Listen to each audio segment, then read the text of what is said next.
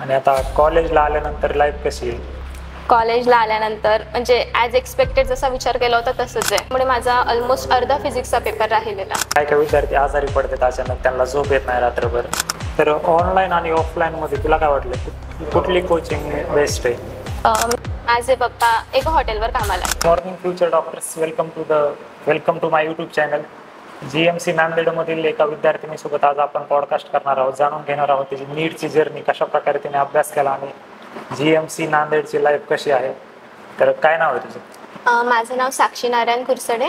माझा नीट 2024चा स्कोर हा 650 होता आणि हे माझं सेकंड अटेम्प्ट होतं. फर्स्ट अटेम्प्टला किती आले? मला 571 होते. कुठं स्टडी केला नीट सगळं? सरस्वती एज्युकेशनल अकॅडमी आहे छत्रपती संभाजीनगरमध्ये, तिथे. प्रॉपर तिथलीच आहे का छत्रपती संभाजी? हो. तर नीटचा अभ्यास करत असताना तुला सगळ्यात चॅलेंजिंग फेज कुठला वाटलेला?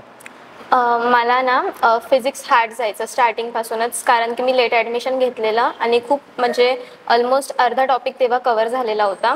सो मला ते लवकर कळत नव्हतं, लिंक नव्हती लागत. सो म्हणजे जेव्हा पण त्याचं जास्त टेन्शन आलं होतं ना, तेव्हा आमचे सर म्हणजे पर्सनली येऊन विचारायचे, डाऊट सेशन घ्यायचे. त्याच्यामुळे मग ते चॅलेंजिंग जे वाटायचं ते खूप ओव्हरकम केलं होतं. तर फिजिक्स, केमिस्ट्री आणि बायोलॉजीचा अभ्यास कसा केला तू? केमिस्ट्री म्हटलं तर मी ऑनलाईन आणि क्लासेस दोघींचा पण वापर केलेला. म्हणजे जे क्लासेसमध्ये नाही कळलं ते मी पंकज सरांचं केलेलं, म्हणजे ऑर्गॅनिक केमिस्ट्री तरी. फिजिक्सवालाच होते? हां, फिजिक्सवाल्याचं केलं. त्यानंतर ॲनाटॉमी तर मी NCERT बेसिस होते. फक्त रोज ॲटलिस्ट एक चॅप्टर तरी वाचायचे NCERTचा आणि सायमल्टेनियसली त्याचे क्वेश्चन सोडवायचे. MTG किंवा neetpreparation.com होतं, त्याच्यावरचेच मी मोस्टली MCQ सोडवलेले. आणि जर का फिजिक्स म्हटलं तर मी एररलेस सोडवलं आणि LNचे मॉड्यूल्स असतात त्यांचा मी यूज केलेला. तर ऑनलाईन आणि ऑफलाईनमध्ये तुला काय वाटलं, कुठली कोचिंग बेस्ट आहे? मी तर म्हणेन की मतलब डाऊट सेशनसाठी किंवा मग जेव्हा मला पर्सनल एखादा टॉपिक नाही कळत त्यासाठी मला ऑफलाईन तरी बेस्ट वाटतं. बट ज्या टॉपिकची मला काही लिंकच नाही त्यासाठी मी ऑनलाईनच प्रिफर करेन. मोस्टली विद्यार्थी काय करतात की लातूर, नांदेड सारख्या सिटीमध्ये जाऊन ते ऑनलाईन करतात, ऑफलाईन कोचिंग अवेलेबल असताना पण. नाही, म्हणजे मला तरी एक म्हणजे स्वतःहून वाटतं की एक धाक असतो बघा ऑफलाईन म्हणजे कोचिंगचा, त्याच्यामुळे मी ऑफलाईनच प्रिफर करायचे. तुझी सगळ्यात मोठी चूक कुठली झाली फर्स्ट अटेम्प्टमध्ये?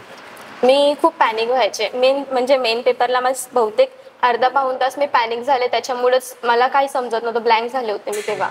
त्याच्यामुळे माझा ऑलमोस्ट अर्धा फिजिक्सचा पेपर राहिलेला. नीटचा तुझा फर्स्ट अटेम्प्टची जर्नी सांग ना, म्हणजे पेपर कशा प्रकारे होता, त्या दिवशी काय काय विद्यार्थी आजारी पडतात अचानक, त्यांना झोप येत नाही रात्रभर?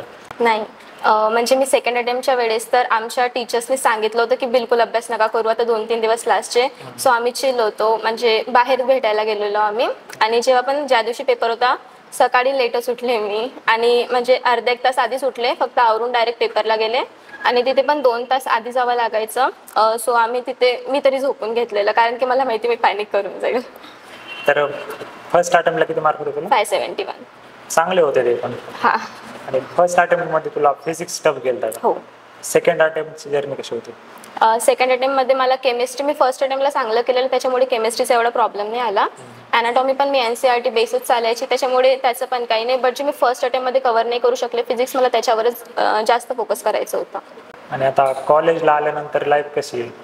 कॉलेजला आल्यानंतर म्हणजे ॲज एक्सपेक्टेड जसा विचार केला होता तसंच आहे. अकॅडमिकली बेस्ट आहे, कारण इथे टीचर्स खूप सपोर्टिव्ह आहे.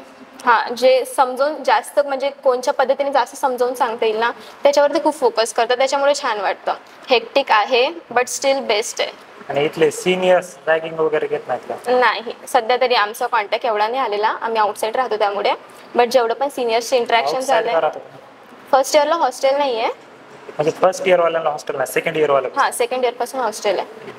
तर इथले सिनियर्स म्हणजे तसं जास्त करत नाहीत का? नाही, इंटरॅक्शन आलं, सगळे फ्रेंडली होते, म्हणजे समजून घेणारे होते ते आम्हाला तरी. कॉलेजमध्ये काही इव्हेंट वगैरे झालेत का नाही? सध्या तरी हा फर्स्ट इव्हेंट आहे आमचा शिवजयंतीचा, त्याच्या आधी तरी नाही.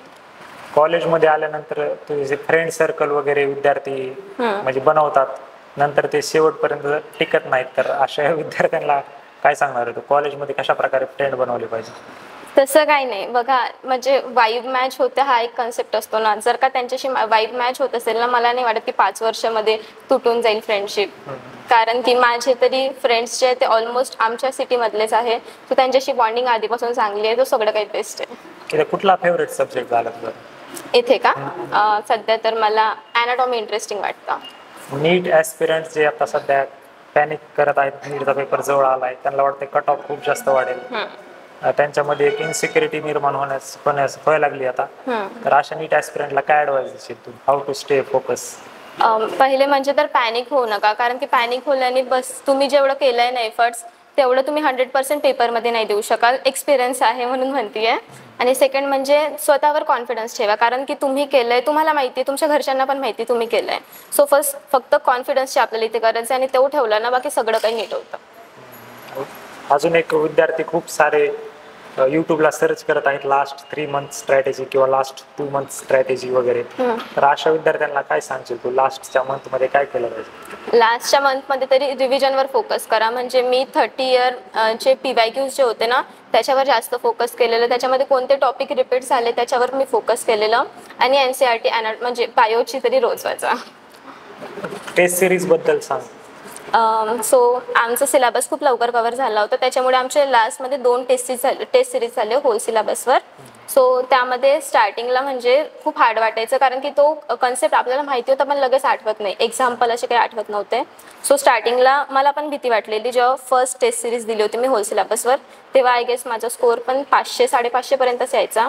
बट जेव्हा मी जास्त पेपर आपण जेव्हा देत जातो ना, तेव्हा एक माइंडसेट बनतो आपला, नाही याच्यावरच रिपीट येतं, आपल्याला ही वाचायची गरज आहे. सो आपण हे विसरलो म्हणजे याच्यावर आपल्याला जास्त फोकस करावं लागतं, हे आपल्याला कळवून येतं ना. सो लास्ट मंथमध्ये फक्त तेवढंच रिव्हिजन करा जेवढं सिलेबस कम्प्लीट झालेलं. हां. तर हे होता मित्रांनो. अजून काय सांगायचं का? नाही, फक्त बेस्ट ऑफ लक सगळ्यांना. अरे वा, तर थँक्यू सो मच तुझा टाइम दिल्याबद्दल. आणि इथं काय बोलतात, रॅगिंग वगैरे घेत नाहीत का कॉलेज? नाही, सेकंड इयरवाल्यांची? सेकंड इयरवाल्यांची मला एवढी आयडिया नाही आहे, बट स्टील सगळे फ्रेंडली आहेत. आणि मी असं ऐकलं की सिनियर आल्यानंतर त्यांच्यासमोर खाली मान हे करून बघावं. ती तर एक रिस्पेक्ट असते ना. मीन्स आपण प्रोफेशनमध्येच असते जिथे आपल्याला रिस्पेक्ट खूप महत्वाची आहे. सो ती एक फक्त आपण रिस्पेक्ट कसं करू ते आपल्याला शिकवण आहे. एक रॅगिंगपेक्षा मी शिकवण म्हणेन त्याला तरी. शिकवण आहे का? आणि मेसची क्वालिटी वगैरे कशी असते? म्हणजे मेसची सध्या तर मी कॉलेजची मेस ट्राय नाही केली आहे कधी. कॅन्टीन केलं आहे, कॅन्टीन छान आहे. आणि आउटसाईड मेस आहे, बट ठीक आहे, घरच्या सारखं नाही पण छान आहेत. कॉलेजला किती रेटिंग देशील तू अकॅडमिकली 10 पैकी? 9 तरी. आणि इन्फ्रास्ट्रक्चरला? बेस्ट आहे, 10 आउट ऑफ 10. 10 out of 10. हां. सिनियर्स पण म्हणजे माझं इंटरॅक्शन जेवढं झालं तेवढं तर फ्रेंडली आहे, त्याच्यामुळे त्यांना पण 10 आउट ऑफ 10च. आज तर नाही ना, नंतर सिनियर्स व्हिडिओ बघून रॅगिंग घेतील? नाही तसं काही नाही. तर तू वडील वगैरे काय करतो? माझे पप्पा एका हॉटेलवर कामाला आहे. अरे वा. आणि मम्मी हाऊसवाईफ आहे. म्हणजे नीटचा अभ्यास करत असताना कशामध्ये काय केलं तू? घरी केलता का? नाही, म्हणजे माझी कोचिंगचा टाइमच सकाळी 7 ते 1 वाजेपर्यंत होता. त्यानंतर आम्ही तिथे सेल्फ स्टडीला रात्री 9 वाजेपर्यंत. काय असायचं नीट ॲस्पिरंट असताना? मी 6:30ला उठायचे सकाळी. हा, आणि 7ला लगेच क्लासला जायचे. 1 वाजेपर्यंत लेक्चर, 1 ते 2 मध्ये आमचा ब्रेक होऊन जायचा. नंतर 2 ते 9 सेल्फ स्टडी असायची. 1 मध्ये 6 ते 6:30 ब्रेक असायचा फक्त. त्या सेल्फ स्टडीमध्ये पण 4-4 तासाचे आम्हाला म्हणजे असे काय कंपोनंट्स केलेले होते. एक बायो, त्याच्यानंतर केमिस्ट्री, नंतर फिजिक्स असे. आणि तेव्हाच आमचे पर्सनल डाऊट सेशन व्हायचे. तू सेल्फ स्टडी कसा करत होती? मी सेल्फ स्टडी मला जे टॉपिक येत नव्हते ना, मी त्याच्यावर फोकस केलेलं फक्त. सो मी सेल्फ स्टडी, मला जर का टॉपिक नसेल येत ना, सो मी डायरेक्ट सरांकडे मी तरी जायचे. आणि आता इथं सध्या कसं आहे शेड्यूल? येथे सध्या म्हणजे पेपर जेव्हा असतात ना तेव्हाच मोस्टली जास्त अभ्यास असतो, त्याच्यामुळे तेव्हा जास्त टाइम देते. बट असा जरी रोजचा जर का म्हटलं ना, घरी गेल्यावर 2-3 तास बस. आता मेडिकल स्टुडंटला एक्स्ट्रा करिक्युलर ऍक्टिव्हिटीज करायला वाटतात का? त्यांचं फॅशन फॉलो करायचं असतं, काय त्यांना युट्यूबर वगैरे बनायचं असतं. तर इथं कसं आहे वातावरण? इथे सध्या तर आम्हीच नवीन होतो म्हणून पहिले भीती वाटते. सो आम्ही एवढं काही बघितलं नाही, बट आता वाटते स्टील आपण आपली हॉबीज पण फॉलो करू शकतो. ठीक आहे, ऑल द बेस्ट तुला तुझ्या MBBSच्या जर्नीसाठी. आता पुढं काय करणार MBBS झाल्यानंतर? मला एवढा विचार नाही केलेला मी, बट MD तर करणारच आहे. All the best. Thank you sir. चॅनलला सबस्क्राईब कर, विश्वजित पाटील.